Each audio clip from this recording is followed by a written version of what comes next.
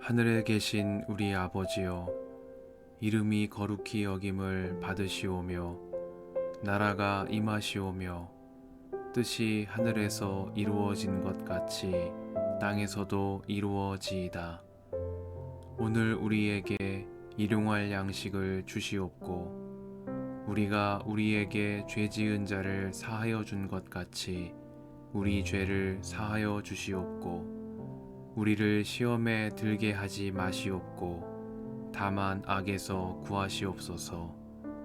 나라와 권세와 영광이 아버지께 영원히 있사옵나이다. 아멘.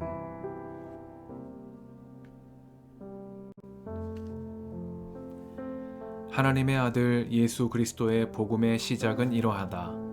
예언자 이사야의 글에 기록하기를 보아라, 내가 내 심부름꾼을 너보다 앞서 보낸다. 그가 내 길을 닦을 것이다. 광야에서 외치는 이의 소리가 있다. 너희는 주님의 길을 예비하고 그의 길을 곧게 하여라 한 것과 같이 세례자 요한이 광야에 나타나서 죄를 용서받게 하는 회개의 세례를 선포하였다. 그래서 온 유다 지방 사람들과 온 예루살렘 주민들이 그에게로 나아가서 자기들의 죄를 고백하며 요단강에서 그에게 세례를 받았다. 요한은 낙타 털옷을 입고 허리에 가죽띠를 띠고 메뚜기와 들꿀을 먹고 살았다. 그는 이렇게 선포하였다. 나보다 더 능력이 있는 이가 내 뒤에 오십니다.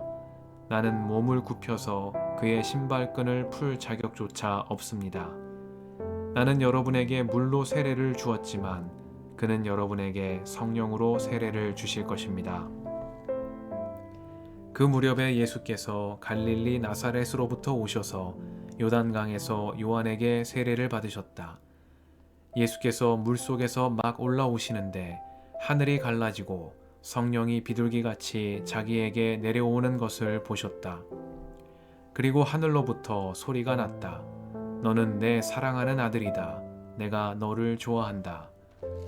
그리고 곧 성령이 예수를 광야로 내보내셨다. 예수께서 40일 동안 광야에 계셨는데 거기서 사탄에게 시험을 받으셨다. 예수께서 들짐승들과 함께 지내셨는데 천사들이 그의 시중을 들었다. 요한이 잡힌 뒤에 예수께서 갈릴리에 오셔서 하나님의 복음을 선포하셨다. 때가 찼다. 하나님의 나라가 가까이 왔다. 회개하여라. 복음을 믿어라.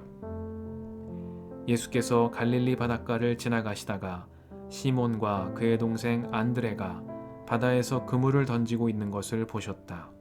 그들은 어부였다. 예수께서 그들에게 말씀하셨다. 나를 따라오너라. 내가 너희를 사람을 낚는 어부가 되게 하겠다.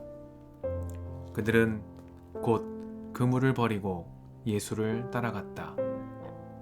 예수께서 조금 더 가시다가 세베대의 아들 야고보와 그의 동생 요한이 배에서 그물을 깁고 있는 것을 보시고 곧바로 그들을 부르셨다. 그들은 아버지 세베대를 일꾼들과 함께 배에 남겨두고 곧 예수를 따라갔다. 그들은 가버나움으로 들어갔다. 예수께서 안식일에 곧바로 회당에 들어가서 가르치셨는데 사람들은 그의 가르침에 놀랐다.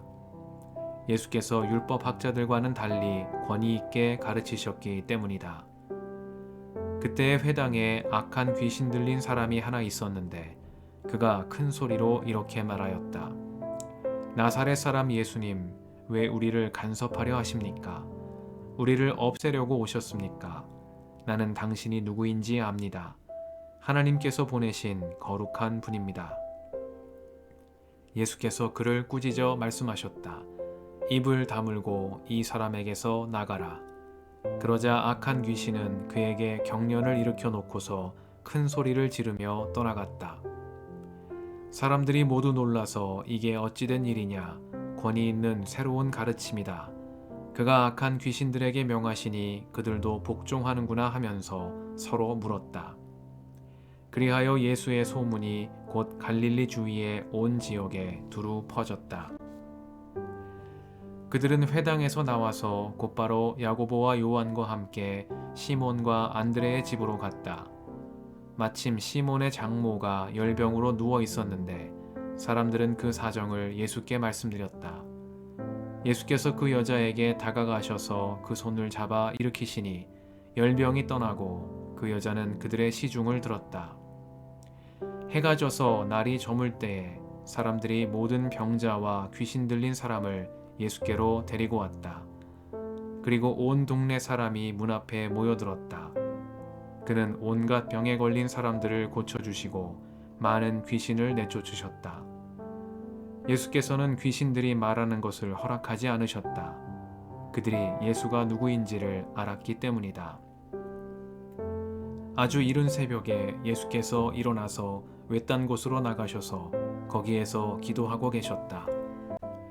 그때 시몬과 그의 일행이 예수를 찾아 나섰다. 그들은 예수를 만나자 모두 선생님을 찾고 있습니다 하고 말하였다. 예수께서 그들에게 말씀하셨다. 가까운 여러 고을로 가자. 거기에서도 내가 말씀을 선포해야 하겠다.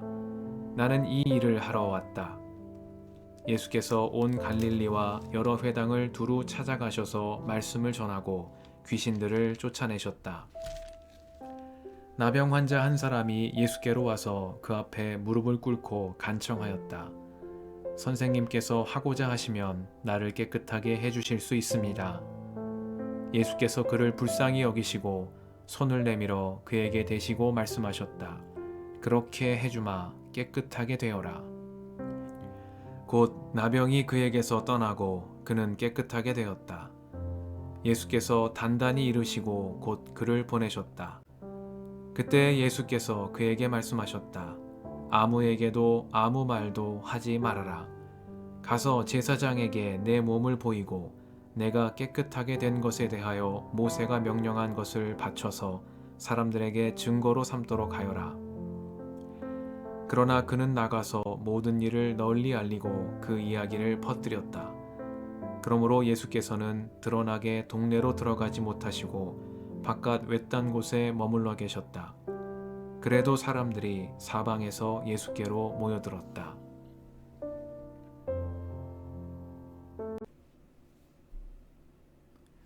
주님의 은총과 평화가 이 저녁에 여러분과 함께 하시길 빕니다. 하나님의 아들 예수 그리스도의 복음의 시작은 이러하다. 말씀 앞에서 성령의 인도하심과 지혜를 구합니다.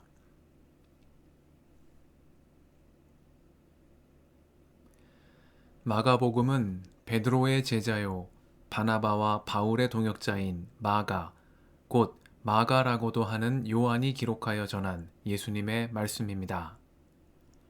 당시 그리스 로마 세계에 살던 유대인들은 원래 이름인 히브리식 이름과 그리스 로마식 이름을 동시에 사용하는 경우가 많았다고 합니다. 마가복음을 기록한 요한 역시 헬라식 이름인 마르코스와 로마식으로 부르는 마르쿠스라는 이름을 동시에 가지고 있었습니다. 마가복음을 기록한 요한을 마가 혹은 마가 요한이라고 부르기도 하는 이유입니다. 이 마가 요한은 요한복음을 기록한 세베대의 아들인 사도 요한과는 전혀 다른 인물입니다. 마가복음의 기록자인 마가, 곧 마가 요한은 예수님의 12사도에 속한 사람은 아니었습니다. 유대인으로서 헬라어에 능했던 마가는 이방 문화인 로마 문화를 깊이 이해하는 사람이었고 그의 삼촌 바나바와 함께 바울의 선교 여행에 동행하기도 하는 등 초대교회 사역의 중요한 한 축을 담당한 인물이었습니다. 특히 사도 베드로는 베드로전서 5장 13절에서 그를 나의 아들이라 칭하며 각별한 애정을 나타내기도 했습니다. 초대교회 교부들이 마가복음의 기록 배경을 설명하며 마가가 베드로의 설교를 듣고 이를 바탕으로 기록했다고 증언하고 있는 이유입니다. 이처럼 마가는 사도로서 예수님을 직접 뵙지는 못했으나 사도들을 포함한 초대교회 지도자들과의 친밀한 관계 속에서 예수님의 말씀을 깊이 이해하고 있는 인물이었습니다. 마가복음은 이러한 마가 요한이 기록하여 전한 예수님의 말씀으로 복음서 가운데 가장 짧고 가장 이른 시기에 기록된 말씀이며 마태복음과 누가복음 기록의 토대가 된 말씀이라는 특징이 있습니다. 마가복음의 특징은 앞선 마태복음과 비교를 통해 더욱 선명히 드러납니다. 마태복음이 유대인으로서 그리스도인이 된 사람들을 주된 대상으로 삼는 복음서라면 마가복음은 헬라 문화를 배경으로 하는 이방인 그리스도인을 주된 청중으로 하는 말씀입니다. 그렇기 때문에 마태복음에서는 예수님께서 온 율법과 예언서의 말씀을 완성하신 메시아이시라는 점이 강조되었고 히브리 구약 성경의 말씀이 자주 인용되었습니다. 반면 마가복음은 율법과 예언서의 전통에 익숙지 않은 헬라 문화 배경의 그리스도인들을 주된 청중으로 삼고 있기 때문에 예수님의 말씀과 행적을 유대교 전통과의 연속성 맥락에서 조명하기보다는 예수님의 말씀과 행적 그 자체에 주목하는 방식의 서술을 이어가고 있다는 점이 주목됩니다. 다시 말해 마가복음은 유대교와 그리스도교의 연속성을 강조하기보다 초대 그리스도인들이 로마의 박해를 받는 상황에서 십자가 중심의 제자도를 강조하며 부활하신 주님의 제자로 살아가는 삶에 대한 복음을 전하는 일에 집중합니다. 이러한 의미를 담고 있는 마가복음은 하나님의 아들 예수 그리스도의 복음의 시작은 이러하다라는 선포로 시작됩니다. 태초에 하나님께서 천지를 창조하셨다는 말씀에 버금가는 선언으로 예수 그리스도를 통한 새로운 창조가 시작되었다는 선포로 복음의 문을 열고 있는 것입니다. 마가가 예수님을 하나님의 아들이라고 선포하고 있는 점도 주목됩니다.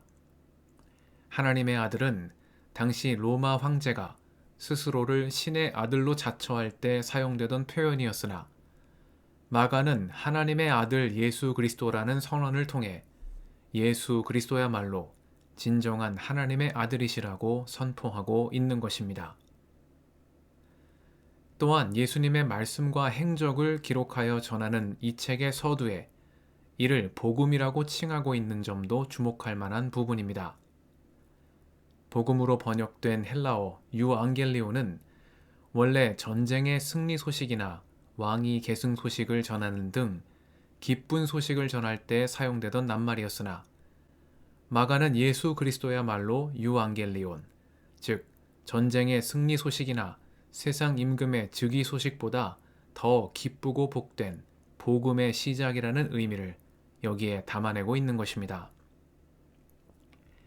이처럼 하나님의 아들 예수 그리스도의 복음의 시작은 이러하다라는 짧은 문장 안에는 마가가 전하고자 하는 예수 그리스도 복음의 청사진이 오롯이 담겨 있다고 하겠습니다.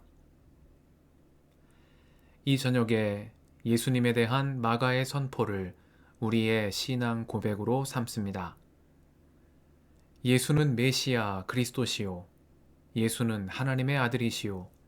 예수는 복음의 시작이십니다. 그리스도를 통하여 우리에게 허락하신 은총의 새날에 감사드리며 메시아시요 하나님의 아들이시요 복음의 시작이 되시는 주님을 따라 구원의 길로 나아가는 우리가 되기를 소망합니다. 함께 기도하시겠습니다.